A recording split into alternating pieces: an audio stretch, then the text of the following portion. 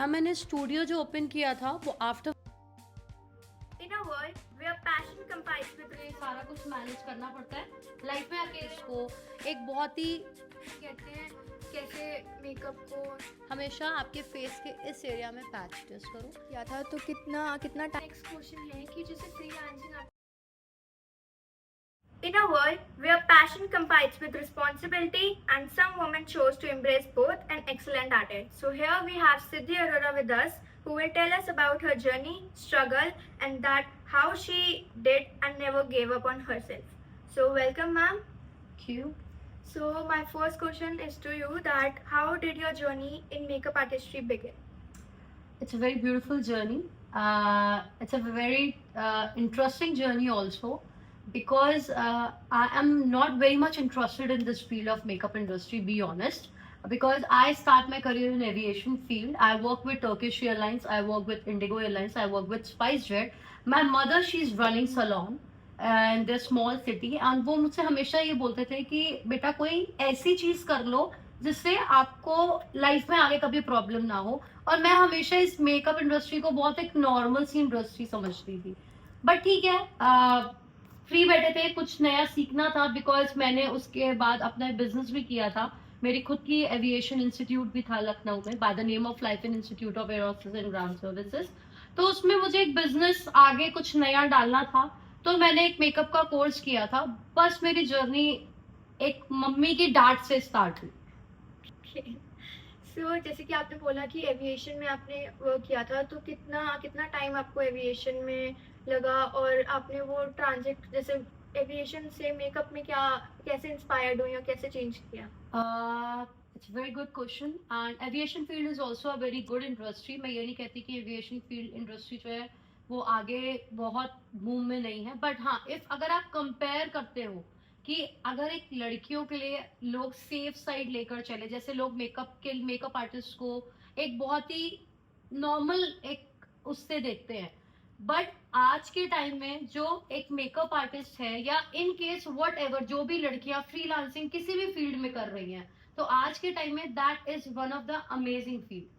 और अगर आप एविएशन फील्ड की बात करते हो तो एविएशन फील्ड से मेरा जो ट्रांजिट था वो थोड़ा सा टफ भी था क्योंकि एक ऑफिस लाइफ छोड़ के एक फ्रीलांसिंग वाली लाइफ में आना थोड़ा टफ था क्योंकि 10 to 9 ड्यूटी से आपको बिजनेस में आने में आपको 24 आवर की ड्यूटी देनी पड़ती है। सो टफ था but it's a beautiful journey. तो जैसे कि अभी आपने फ्रीलांस बोला मेरे को तो आप स्टूडियो भी चलाते हैं जैसे मेरे को पता है और फ्रीलांसिंग भी करते हैं तो उन दोनों चीज़ों को कैसे बैलेंस करते हैं? हाँ, मैंने स्टूडियो जो ओपन किया था वो आफ्टर मैरिज किया था। उससे पहले मैंने सिर्फ आपका एज अ ट्रेनी वर्क करा है, एज अ ट्रेनी लोगों को ट्रेन किया है और स्टूडियो मैंने आफ्टर मैरिज के बाद किया था। उससे पहले मैं फ्रीलांसिंग ही करती हूँ। और आप अभी भी फ्रीलांसिंग करते हैं? हाँ, अभी तो मैनेज कैसे करते हैं उन दोनों चीज़ों को? मैनेज करना थोड़ा टफ है because I have a small baby also, but ठीक है एक सपोर्ट होता है, सपोर्ट सिस्टम से सारा कुछ मैनेज करना पड़ता है। लाइफ में अकेले आप कुछ भी नहीं कर सकते। If you talk about my support system तो I have a 2 support system in my life, one of my husband and second is my brother. They are my support system. अगर ये दो नहीं होते तो मेरे लिए चीजें टफ थी बिकॉज मेरे को क्लास लेनी होती है मेकअप की। तो मेरा ये होता है कि मुझे 3 घंटे अपने बच्चे को कहीं छोड़ना होता है तो उसके लिए उसके माँ प्लस मामा है। And because my husband is in merchant navy, is working in merchant navy, is a second officer in merchant navy. तो उस जर्नी में ये होता है कि वो 6 मंथ्स अपने जॉब पे होते हैं और 6 मंथ्स मुझे 1 ईयर मैंने खुद बच्चे को मैनेज कर। तो इसके साथ अभी आपको पता है कि मेट गाला जैसे हुआ है तो उसमें जैसे फैशन और मेकअप दोनों इम्पोर्टेंट होता है तो फैशन और मेकअप को कैसे बैलेंस करना है, जैसे बोल्ड मेकअप करना है, लाइट मेकअप, तो कैसे वो चीज़ को बैलेंस करते हैं और कैसे देखते हैं? ओके, फर्स्ट ऑफ ऑल अगर आप बात करो कि मेकअप और फैशन ये दोनों में ही एक सिमिलैरिटी है, ये दोनों एक ही चीज है। तो अगर आप बात करो कि अकॉर्डिंग टू योर ड्रेस, आपकी ड्रेस के अकॉर्डिंग ही आपका फेस होता है। फॉर एग्जाम्पल आपने बहुत हैवी कपड़े पहने हुए हैं, ओवर हैवी कपड़े हैं, वो चमक रहे हैं, उसके ऊपर से आप आंखें भी चमका लो, लिप्स भी चमका लो, मेकअप भी चमका लो, do you really think that you look good? Not look good. हाँ, आपने कुछ डिसेंट सी ड्रेस पहनी है विद अ लाइट उसमें कुछ हैवी वर्क नहीं है, आपने वेस्टर्न वेयर पहना है, तो go with a light makeup. ऐसा भी नहीं होता कि जरूरी नहीं है कि हम हर चीज में अपनी चलाएंगे कि नहीं नहीं नहीं हमें तो लाइट करना है, इसमें नहीं अच्छा रहेगा। It's totally up to client also. हम क्लाइंट की प्रेफरेंस भी पूछेंगे पहला। और नेक्स्ट क्वेश्चन, हमारा फर्स्ट क्वेश्चन क्लाइंट के साथ यही होता है कि मैम आपको कैसा मेकअप चाहिए, आप लाउड मेकअप में जाना चाहते हो या सॉफ्ट ग्लैम लुक में जाना चाहते हो, बट हम उसको अपना सजेशन भी देंगे। तो जैसे कि आपने बोला कि क्लाइंट प्रेफरेंस भी मैटर करती है, तो अगर उन्होंने बोला कि बोल्ड मेकअप करना है, तो अगर वो मेकअप करते टाइम अगर कुछ गड़बड़ हो गया और कुछ मतलब हो गया, तो आप उसको कैसे बैलेंस करें? ये मेरे साथ हुआ भी है। मुझे क्लाइंट ने बोला भी है कि मुझे बहुत डार्क मेकअप चाहिए, मैं आईज डार्क चाहती हूँ, आई वांट लाइक मुझे हैवी लिप्स वगैरह चाहिए। ठीक है, वो मेरा क्लाइंट है, मुझे उसकी सुननी है। मुझे पहले अपना पॉइंट रखना भी है कि मैम आपकी ऑलरेडी ड्रेस हैवी है, आपका कलर व्हाटसोएवर जो भी हमारे कुछ क्वेश्चंस होते हैं वो हमें उसको बताने भी है। इन केस मेरे साथ ऐसा भी हुआ है कि मैंने क्लाइंट को ये तक बोला है कि आप एक बार मेरी मर्जी से करा के देखो, if you don't like my work, मैं यहीं पे हूं, मैं कहीं नहीं जाऊंगी, मैं आपका सारा फेस वॉश करूंगी और दोबारा से मेकअप करूंगी। सो आप अगर इस इंडस्ट्री के हो तो आपको ज्यादा अच्छा पता होगा कि आपका क्लाइंट किस चीज में ज्यादा ब्यूटीफुल लगेगा। तो मुझे अपना पॉइंट भी रखना है। अब इनकेस क्लाइंट सुनना ही नहीं चाहता, उसको करनी ही अपनी मर्जी है, फिर उसमें तो हम भी कुछ नहीं कर सकते। We are here to help the customers. तो अब मैं ये है कि जैसे मेकअप में प्रोडक्ट्स यूज होते हैं, तो वो कैसे पता चलता है, क्योंकि फेक और रियल प्रोडक्ट्स बहुत आते हैं, तो ऐसे आप कैसे डिफरेंशिएट करते हैं उसमें कि फेक कौन से हैं, रियल कौन से हैं? सबसे पहली चीज तो आप नॉर्मल शॉप से बाय ही मत करो प्रोडक्ट्स। जो नॉर्मल शॉप्स पे प्रोडक्ट्स रखे होते हैं वो 90% सरोजनी का या दिल्ली का माल होता है। So guys, it's a request to everybody, please वो प्रोडक्ट्स मत बाय करो, बिकॉज आपके लिए आपकी क्लाइंट की स्किन भी मैटर करती है। बेटर आप एक अच्छी सिटीज में रहते हो, अदरवाइज आज के टाइम में सबसे बेस्ट नायका है। अब मैं यूजुअली कोशिश यही करती हूँ कि चीजें मैं नायका से ऑर्डर कर लूँ, या क्या कहते हैं मैं आपका जाके डायरेक्ट मॉल से ही परचेज कर। तो अब जैसे कि क्लाइंट अगर प्रोडक्ट के बेस पे बात करें, तो उसमें अगर आपने जैसे मेकअप किया या कुछ किया, तो उसमें बाद में पता चला कि एलर्जी हो गई या कुछ, तो उसको कैसे वो करेंगे आप? मेकअप करने की सबसे अच्छी टेक्निक ही यही होती है, always do a patch test. मैं कभी भी अपना काम पैच टेस्ट के अलावा करती ही नहीं हूँ। सबसे पहले फेस के इस एरिया में पैच टेस्ट करो, कभी भी इस एरिया में पैच टेस्ट नहीं होता है, हमेशा आपके फेस के इस एरिया में पैच टेस्ट करो। अगर क्लाइंट को थोड़ी सी इरिटेटिंग, ईचिंग कुछ ऐसा लग रहा है, तो फिर हम नेक्स्ट उस पर देखते हैं कि हमें क्या वर्क करना है। उसकी सेंसिटिव स्किन है तो हम सेंसिटिव से रिलेटेड कुछ लगाएंगे, वो फिर नेक्स्ट प्रोसीजर है कि हमें क्या करना है क्या नहीं करना है। तो मेरा नेक्स्ट क्वेश्चन है कि जैसे कि सक्सेस क्या है आपके लिए, मतलब सेटिस्फैक्शन है, क्लाइंट सेटिस्फैक्शन, फेम या क्रिएटिव फ्रीडम? मेरे लिए तीनों ही है, कैसे? बिकॉज सक्सेस होगी तो फ्रीडम भी होगी, पैसा भी होगा, सब कुछ होगा। क्लाइंट सेटिस्फैक्शन होगा तो ऑब्वियस सी बात है। अब जैसे आप लोग डिजिटल मार्केटिंग के लिए हम काम करते हैं, आज के टाइम में one of the best platform है डिजिटल मार्केटिंग। सेकंड, हम फर्स्ट प्रेफरेंस आज भी माउथ पब्लिसिटी को देते हैं और आगे लाइफ में भी माउथ पब्लिसिटी को ही देंगे। अगर मेरा क्लाइंट मुझसे सेटिस्फाई है ना, तो मेरे को हर सीढ़ी मिल जाएगी, मुझे फेम भी मिलेगा, मुझे पैसा भी मिलेगा, मुझे सक्सेस भी मिलेगी, मुझे सारा कुछ मिलेगा।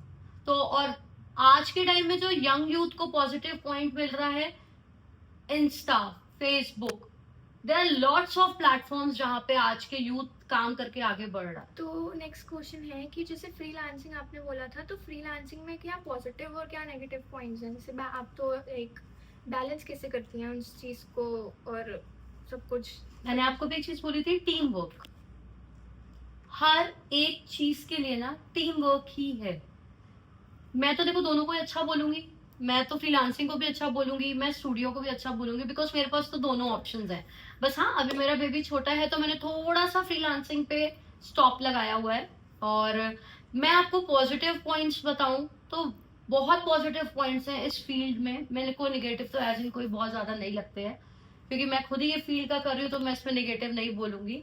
तो अगर कोई लड़की या फिर लड़का कोई फ्रीलांसिंग करता है अगर ऑब्वियस सी बात है, ना उसको बिजली का देना, ना उसको स्टूडियो का पैसा देना, ना उसको किसी स्टाफ की सैलरी देना, उसको अपनी एक अच्छे लेवल की किट प्रिपेयर करके उसको सिर्फ उस जगह पे मेकअप करने के लिए जाना है, उसकी फैसिलिटीज भी आपको क्लाइंट देगा। ईच एंड एवरीथिंग जो भी चीजें प्रोवाइड करी जाएंगी वो क्लाइंट के थ्रू ही करी जाएंगी। तो पॉजिटिव पॉइंट ये है। नेगेटिव पॉइंट स्टूडियो वालों के लिए थोड़ा सा है कि फ्रीलांसर्स जो होते हैं वो डोर पे जाके मेकअप कर देते हैं, तो स्टूडियो पे थोड़ा सा इस चीज का इम्पैक्ट पड़ता है। अदरवाइज कोई एज इन कोई पॉजिटिव एंड नेगेटिव पॉइंट नहीं है। पॉजिटिव नेगेटिव पॉइंट यही कह सकते हैं, जो जिन्होंने अभी इस फील्ड में पैर आए ही हैं, स्टेप टुवर्ड्स देयर हाउस, उन्होंने एक लो प्राइस में लाइक मेकअप लाइक 4000 5000 6000 में ब्राइडल कर देते हैं।